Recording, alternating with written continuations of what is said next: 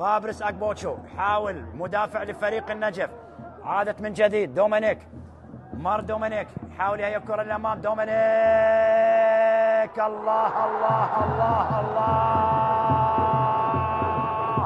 على روعة الهدف يا دومينيك.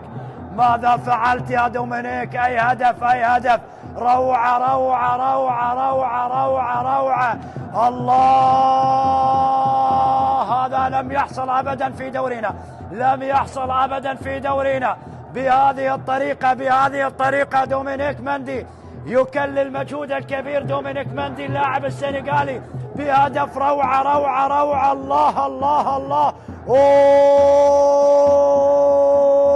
على روعة الهدف، على روعة الهدف، الله الله الله الله الله يا دومينيك مندي. سيبقى هذا الهدف خالدا في التاريخ، في التاريخ، ويذكرنا بهدف ليث حسين في مرمى القوة الجوية، لكن المسافة كانت أقرب لليث حسين في مرمى القوة الجوية. الآن دومينيك مندي يفعل المستحيل في هذه اللقطة ويسجل واحد من أروع الأهداف في دورنا على مدى التاريخ. لم يسجل هدف بهذه الطريقة ومن هذه المسافة. دومينيك مندي يضع فريق النجف بهدف ثاني في مرمى الكرخ.